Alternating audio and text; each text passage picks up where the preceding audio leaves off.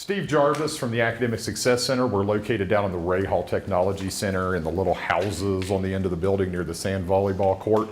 One-stop shop, anything that you need, come by and see us. We'll try to help you the best we can or tell you a really good lie, one or the other. But at least you'll leave with some information. I've been at Concord for about 25 years. I was a student here myself, like you guys. Graduated from Richwood, came here, hung out. They hired me a couple of weeks after graduation, so I've done a little bit of everything around here. Taught some English classes, I worked in housing, the RA folks. I was in the WU and South Tower and college courts when it existed, and Sarvey, so I ran the gamut there. I've taught English classes, so I'm a jack of all trades, master of none. You've probably seen me around. Well, we decided to do these workshop series just to help folks, just with some basic skills, just some refreshers and reminders. This one is not going to be the most exciting that we're going to do all semester. I've been kind of dreading it and working on it as we've gone along. Believe me, there's a lot of words on these PowerPoints. I broke one of my rules. I hate whenever you have more words on PowerPoint than anything else.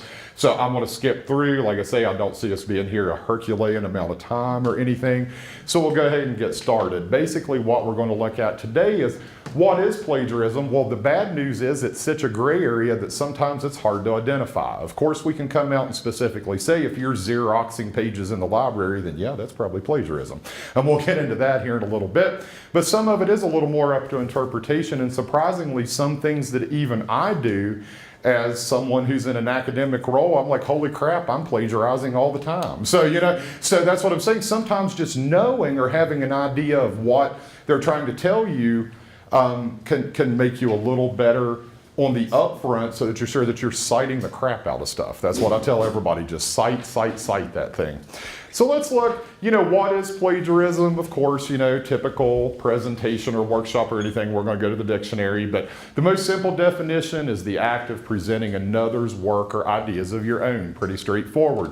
Comes from the Latin, it means kidnapped or kidnapping in Latin. I thought that was pretty interesting, had no idea there, but that's the root word. And if we look at good old Merriam-Webster, it says to steal and pass off the words and ideas of another as one's own, use another's production without crediting source to commit literary theft, present as new or original an idea or product derived from an existing source. So basically it's theft. It's stealing something that's not yours. Of course, we think theft is stealing our wallet, stealing our car, stealing a Coke. Well, in the academic world, which you're living in right now, stealing other people's ideas and statements and all that is theft, straight up. Now, Concord evidently takes academic dishonesty and plagiarism very seriously because it's the longest slide I have on anything. This is directly out of the Concord catalog, so it does have some merit. This speaks a little more to overall academic dishonesty, but it does speak to plagiarism. So it says it's morally unacceptable, destructive to the learning environment. It includes the giving or receiving of improper help on assignments, falsifying documents, and here's where we come in. And plagiarism, the act of stealing and using as one owns the ideas or expression of the ideas of another. Such dishonesty can lead to a variety of penalties, including but not limited to failure of an assignment, failure of a course, loss of institutional privileges, or even dismissal from the university. Some professors are so hardcore about it, they will also give you an F. An F in academic dishonesty is not fun because there is no way to replace it. It doesn't matter how many times you take that class, even if it was freshman forgiveness rule under 60 hours or whatever, an F from academic dishonesty does have its own little ringer attached to it that's hard to get rid of. So it is a very serious accusation here. I have seen students who have been suspended for semesters. I've seen students expelled, believe it or not, for academic dishonesty through plagiarism. Something we'll talk about later, actually a student self-plagiarized himself and was actually removed from the university for a semester. We'll touch that here in a little bit because I remember that firsthand whenever he was here. Not going to mention any names or anything. So yeah, they will give you an F. They could possibly kick you out. They bring out the big student hearing board, the university hearing board, the one where they try to decide whether they're going to keep you or not, that kind of thing. So all that goes into place. So there are serious ramifications. And the problem is so much plagiarism, there's of course intentional, like I say, whenever you're stealing Oscar's paper and erasing his name and putting yours on it, then yeah, that's intentional, but there's unintentional, from sloppy habits, from bad notes, from mistiming. There's all these things that can lead to unintentional plagiarism, and I hate to tell you, the consequences are going to be the same whether it be intentional or unintentional. Well, maybe they'll be a little easier and nicer on you if it's unintentional. But there still is some teeth to that. In 2007, I want to say, I should have put that on there, my bad. According to a survey of over 63,000 students, Rutgers University ran a poll, and they just polled undergraduate students. There's graduate statistics too, but I didn't put those on. But they're saying that 36% openly admit to paraphrasing or copying a few sentences from an internet source without footnoting it. Sure, we've all been guilty of that somewhere along the way. 38% admit to paraphrasing or copying a few sentences from a written source without footnoting it, so out of a book. 14% said that they created a bibliography entry or something along those lines. 7% said they went and straight just cut and pasted, or 7% turned in work that was either purchased, well, 3% either purchased, and 7% turned in the work of someone else. A ghostwriter is what we use in the academic field a lot of times.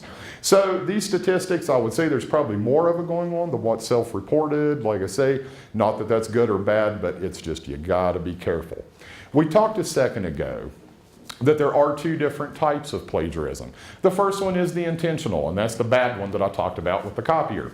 So intentional is submitting pre-written papers downloaded or purchased from the internet as your own work. There are paper mills out there. I taught English 90 one semester, which was, we don't even have it anymore, but it was a pathway into English 101. And I had a student who could barely write a sentence that was telling me about the dystopian attributes of the Dickensian motives in this story. Well, that's obviously plagiarism. So that was pretty intentional, but you can pick up, professors learn. They can tell a lot of times whether that's your writing or not, just by phrasing and things like that. So be careful, and also potentially if you're buying from paper mills or something like that, watch out, because the guy down the hall probably bought it too and turned it in one time or another. So I'll just say you got to be careful. Cutting and pasting from more than one source to create a paper or without citing sources. The common term that we're using for that anymore is patchwork plagiarism. It's like a patchwork quilt. You take little snippets of fabric from 15 different things and stitch it all together with your own words to create a loose paper. Well, that's fine, but in modern times with Turnitin and a lot of these things, it's easier to see where those patchwork papers are coming in. It's so common to Control-C and Control-V or cut and paste or right-click or whatever you do. If you're not appropriately citing, and we're not going to get into that deep today, that's MLA, APA, we'll talk about that in a minute, but if you're not properly citing, you are guilty of plagiarism. So if you got a couple of sentences from Wikipedia and a couple of sentences from an academic journal and just string it all together, straight up wrong. So basically it's borrowing words, ideas without giving credit. The unintentional, that's probably what happens more to our students here. Lazy paraphrasing and quoting, you forget to go back and put the author's name in. You've only got one set of quotation marks. You have no quotation marks around it. You haven't cited. Sloppy, haphazard citations. Lack of understanding of the research process, we'll talk about that in a second, and disengagement from the research project. There's something called surface researching, and we're all guilty of this. I'm guilty of it at some points. We all are. It's where we go through and we cherry pick the information to find exactly that sentence that matches up with what we're looking for in our paper, discounting and discrediting the rest of information that's in that work. So whenever you are doing your research, you have to be a little more invested and a little more involved than cherry picking a sentence from this paragraph and that paragraph, because it could cause you problems in the long run with your research, and it can also cause you to lose cohesion in all and get off track with your paper. So you have to kind of understand the purpose of research. It is really, it's not punishment, it is not busy work. Whenever you start a research paper or any essay of that fact, you should start with great questions. What really stands out to you? What are you interested in? What really brought you into this topic today? Is it just because you were forced to do it? Well, sorry. But if it's something that you're interested in, you should have some sort of valid questions to get the process started. This really is your roadmap that is going to get you started on what you need to research and how you can tie it in. Research is never a list of things that's connected with ands. That goes back to kind of the surface researching, because there are going to be folks that disagree with your opinion. There are going to be scholarly articles saying that you are wrong or right or good or bad or whatever. You need to read both sides and look at it. Do the full research. There should be a conversation at all times between the author and the different sources. Your paper should work as a chorus. That's a term from theater. You might have ran across that, but they're the people that kind of tell you what's going on in the background that sing or talk on the sidelines. Well, you should be having that internally as you're doing your paper. Everything should be working together in harmony rather than having disparate parts. And you have to realize that research is the language and the currency of higher education. That's what you're here to learn how to do, is to research and to get real world skills and go out and apply that into real world situations. So research is lifelong learning. It's not something that you're going to do for your English 102 paper and a couple of papers in your 400 level class and move on. A lot of my day consists of researching and parenthetical documentation and the whole 9 yards of going through finding sources to support what I'm trying to say or whatever. That's life in higher ed. So that's kind of what you've bought into. Something that I ran across, a website, and I should have cited it, see, that was bad by me, but common myths. These are some things that English instructors have heard over the past few years. It does not matter if the person is dead. She had a student tell her that if the person was dead, they didn't have to cite them because they didn't receive any money from the work. Survey says wrong. It does not matter if the person is living or not. That person's work you use does need cited. If you are translating from another language, those that have that ability, you honestly have to actually cite the original source if it is a translation. If you're paraphrasing, we'll talk more about paraphrasing because that's what a lot of us are doing anyway. There are some actual good approaches towards paraphrasing.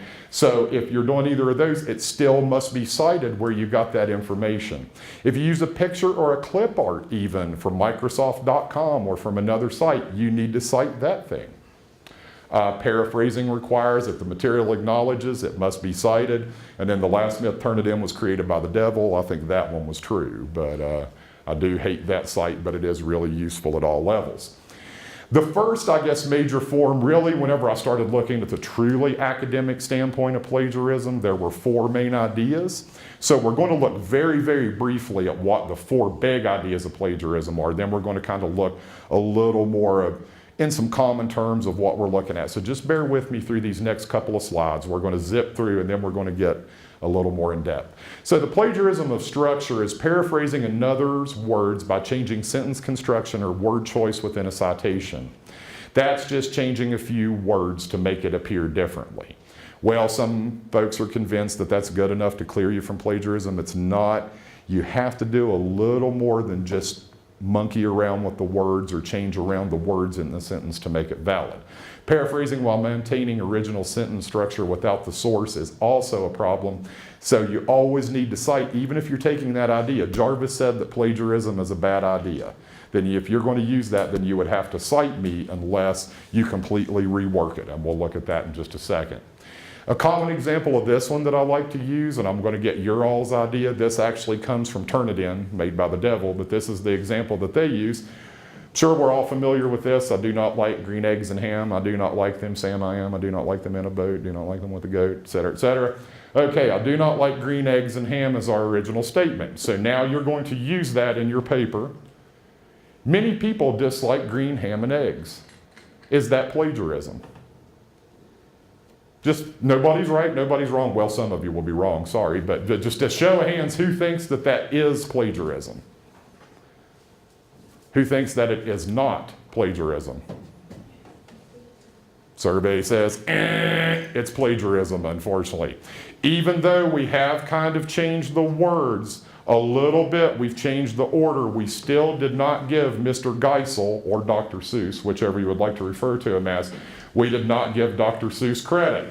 So sounds crazy. It is still, because you're going with the original structure, it would have to be cited as his work regardless. What about many people have a strong distaste for forest-collared fowl embryos and cured domestic porcine products? Is that plagiarism? Same thing. We've just taken his idea and put some fancy words on it and made it real pretty, put it in a new package and tied a bow on top. But you know what? It's the same statement. So really, if you get someone who is truly a plagiarism beast that looks for things like this, that would be enough to cause problems. Most of us probably going to glance over it. I would never even think about it, but it's that blew my mind today. Like I say, I've had several mind-blowing moments as I was going through. I'm like, whoa. So some of this, it's kind of surprising. So this would be something that any of us would do, and unfortunately, unless we give Mr. Geisel or Dr. Seuss credit and put it in quotes, we've done things wrong. The second type of plagiarism is plagiarism of ideas. To present another's idea as your own without giving the person credit, or submitting a paper without citing or incorrectly citing another's ideas.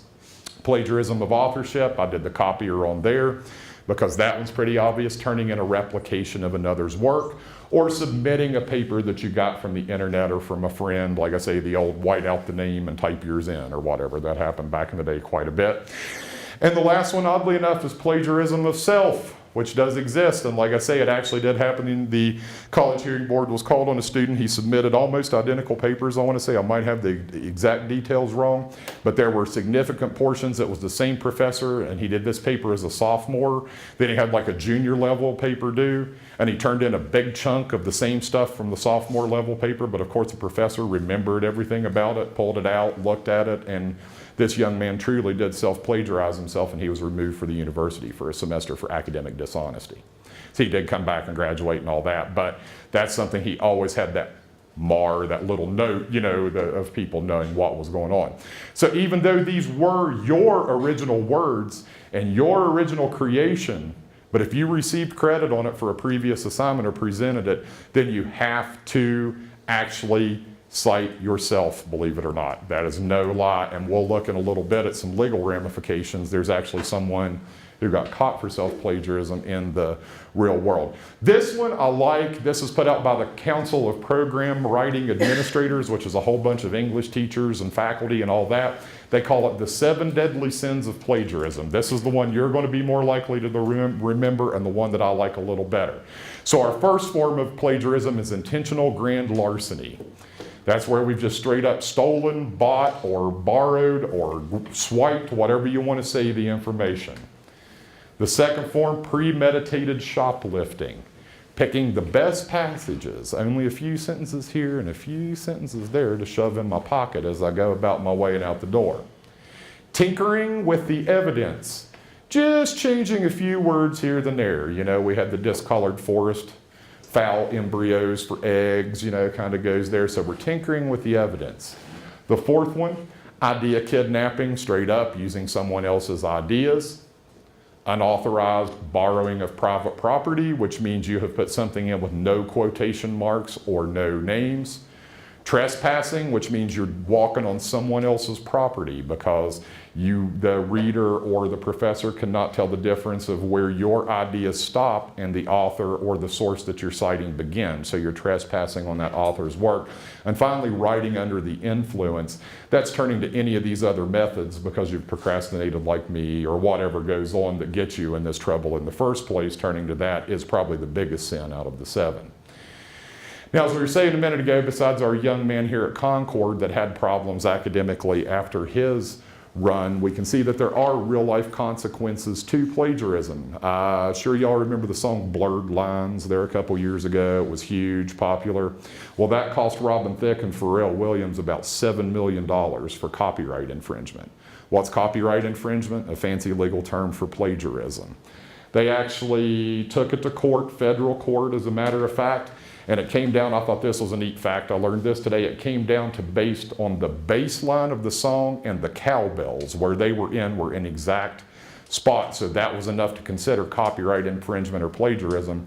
So they had to pay $7 million of their profits off the song to Marvin Gaye's family for his song from the 70s that was, it's very similar, it's eerily similar. The second one's a US Senator from Montana, John Walsh. In 2014, he was working on his master's paper at the College of the Army, I believe it was called, not West Point, but he was working on his master's and he turned it in and they found that over 2/3 of it was plagiarized, so the university rescinded his degree. Even though he was a US Senator in session in the chambers, they came back and said, oh, this was ours. Took it off the wall and left, one of those deals. So he lost his actual master's degree by cutting and pasting. Jonah Laird, this is the one, this is the self-plagiarism again that goes in. He is a technology and science blogger, and what he was doing was using the same ideas and publishing in about 4 or 5 different magazines. Well, one of the magazines caught on to it and they discredited him by every article that he produces from now on. Down at the bottom says, "We apologize for any duplicate material that you may have read in other publications." So everything that he writes is going to have that little discrediting line at the end. And when words are your currency and you're a writer, that can do some damage because your reputation is part of, just like being a student and being an academic employee, you know, your reputation carries a lot. And once you get that reputation, it can cause you problems in the long run.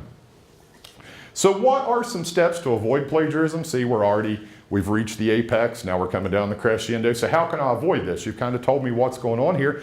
So be authentic. To thine own research, self be true. Think about your topic. Be engaged in the research. Interpret the materials you find. Your professor is interested in your ideas and your discoveries about the material. He or she probably already knows a good chunk of what that author that you found in the library is saying because they've probably ran across it before. So they want that intersection of where your ideas and that author's ideas come together. So actually take the time to read the material. Like I say, do not surface mine. You have to deep mine sometimes to get the good details. So you have to be invested in your research. You can't just skip around. Take careful notes. Be sure, you know, if you're going to put direct quotes in your notes, why don't you go ahead and set it up like you would in the paper? That's one step that makes it easier for you in the end. So use quotation marks if you're jotting it down on a piece of paper to show that is a direct quote. Another example that I give students in English classes is to put a big capital Q beside it so you know that's a quotation, so that when you actually go to do your final draft or anything like that, you're going to have to A, find the page number again and the author, and B, it's going to have to be in your bibliography so you can go through and see those big Q's standing out, and that's going to help you know where you need to fill it in. Make sure you understand the difference between paraphrase and summary, which we'll talk about in a second. Note cards, even though they seem so 1976, believe me, when you're doing a big research project, they're really handy because you can do different sources, different information, different topics, different parameters, and keep them organized with a rubber band. It's a wonderful thing. Or your notebook section or your computer file. Keep a working bibliography from the start. That way you're not going back to the library going, oh crap, what was that red book with the green handwriting on it that had all that good information? Go ahead and do your bibliography as you go along, and you can always strike things from it that you're not using. And be sure you follow the correct citation format for your discipline. MLA is for English classes. APA, the American Psychological Association, is for a lot of social science classes, education classes. There's Chicago style writing used in history. There's CBE used in biology, and there's American Chemical Society, ACS. All of those have different styles on citing, documenting, and even I float between works cited and bibliography because I'm an MLA guy living in an APA world, so I had to learn both. So there's even different terminology, and you even list things differently. Some require page numbers, some require dates, and like I say, I'm not getting into all that because we would be here till 5 o'clock or whatever. So I'll leave that to you. A great place for that, if you still have your freshman composition book from like English 101, 102, if you look in the back of most of those critters, there's always documentation guides for at least APA and MLA, so it's not a bad thing to hang on to. Also, there's tons of online sources, which we'll talk about in a second. So plan your paper. This is important to pre-plan, and this is where I drop the ball sometimes, but take the time and effort to find valuable sources and to speak with your instructors and others about your upcoming assignment. Might not be a bad idea to sit down with your instructor, especially if this is the big 15, 16 page paper that's going to be due at the end of the semester or whatever. I don't know if that still happens. It did whenever I was here a lot. But if that's going on, talk to them and kind of get a direction for your assignment to start with so you're not floundering through a million different sources trying to figure out what in the world's going on whenever you actually sit down the night before to type this thing. You may have to pre-plan where the sources need to be included in your paper. So there may be parts where you know that you're going to have that specific research. So try to come up with a skeleton of your paper, then figure out what you need to fill in from the research. Try to strike a balance between your ideas and the borrowed ideas, because like I say, the professor does not want to read just quote after quote after quote after quote after quote. That's a great idea. It shows you're doing your research, but where are you in that paper? Where is it all coming together? Where's the crossroads? Where's the connection made? That's the important part. So you can't rely, even though you can put 12 quotes in each paragraph, you still have to have some substantial information coming from you to tie it all together. Take great notes. This process can assist at all levels from preparation to finalizing the bibliography. Proper notes may relieve you from missed or improperly cited sources. Like I say, I'm not organized. I admit that fully. So this is something that I need to do because I'm always the type that is scrambling for the sources at the last minute to get all that part together. And get in the habit of marking page numbers and record it somewhere so you can refer back to the information when needed.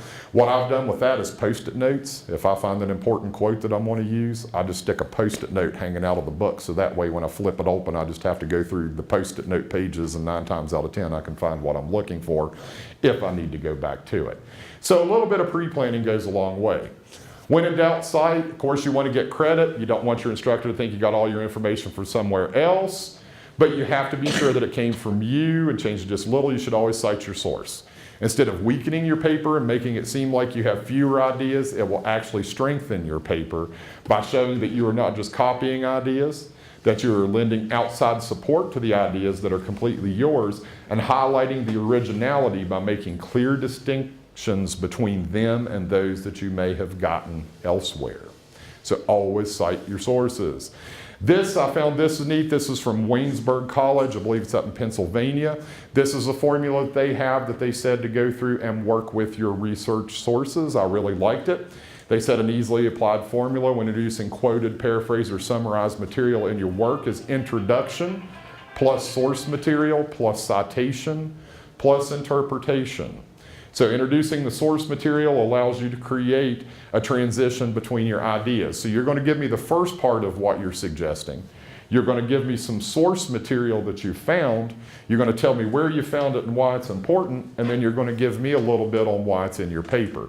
That should be the basic structure. So thinking through that formula will allow you to fully engage in the research process to be sure that your information that you're putting in there is as powerful as it could be. So who said what? Even if you cite sources, be careful with ambiguity. What this one is talking about, like I say, I hate to read word for word, but really the important part is be sure that when you mix your own ideas and your sources, be sure that the reader, the instructor, whoever's reading this thing, be sure that they can separate between the he's and the I's and the you's. For example, imagine you're talking about Harold Bloom's discussion of James Joyce's opinion of Shakespeare, and you write, he brilliantly portrayed the situation of a writer in a society at that time. Who is he? Is it Bloom? Is it Joyce? Is it Shakespeare? Is it you? Is it who's saying this? So ambiguity can cause you problems, so always be clear, and always make sure to distinguish who said what and give credit to the right person, and that is important whenever you're quoting, paraphrasing, all that. Be sure that you give whomever that is information. Paraphrasing, like I say, we all do it. That's what we're trained to do, but you have to be a little more careful with it. It is a restatement in your own words of someone else's idea. Changing a few words does not make it legitimate. You must change both the words and the sentence structure without changing the content. So there has to be changes to the words. There has to be changes to how the words are fused together. Also, you should keep in mind that passages still require citation because the ideas came from another source. The purpose is to not make it seem like you're drawing less directly, but it's more so to show that there is academic research to support what you're saying. So it's always good to show that there are other sources agreeing with what you're trying to say in your body of work. This one's pretty short and sweet. We're coming up to the end, so more sources for plagiarism or resources if you're looking for it, your English textbook, your MLA, your APA style guide. Online writing centers are awesome, such as the OWL at Purdue. Your instructor is always great to talk to. The Academic Success Center, which is my home, or Student Support Services, which is located right down here. They're great. Plagiarism.org was a wonderful site. I've swiped quite a bit of information from them. I'll go back and cite it here in a little bit. It needs to be, but they've got some great resources on how to pre-plan. A lot of the stuff that I've given you the basics for today, you can find on their website and go in a little deeper. So do you have any questions or anything like that for me? Was this useful at all? I mean, I know it's just kind of basic information, but like I say, we could have spent all day on it if we wanted to really get in there. So we have no questions or comments or anything. It's scary. It is. I'm afraid to start writing. It is that. It is because, you know, it really is a fine line on what is and what isn't. And you know, it's just better, honestly, it's scary, yeah, but it is better just honestly, when in doubt, cite. Because like I say, it's better to have too many sources and too much information. And it's a marriage of tying the two together, your information and the other information from your sources. Okay, well, let me remind you, if you're going to get credit, I'm going to need your card as you leave. If I can't read your name or your 7-7 number, I won't be able to tell the person who needs to know that you were here, that you were here, to make sure it's legible. But There are a if few cookies left. Yeah, and if you guys want to talk about this, if I've totally confused you or anything, come down to the ASC. We'll look at something one-on-one. It's probably easier to take this as a case-by-case or paper-by-paper example anyway. But thank you for your attention.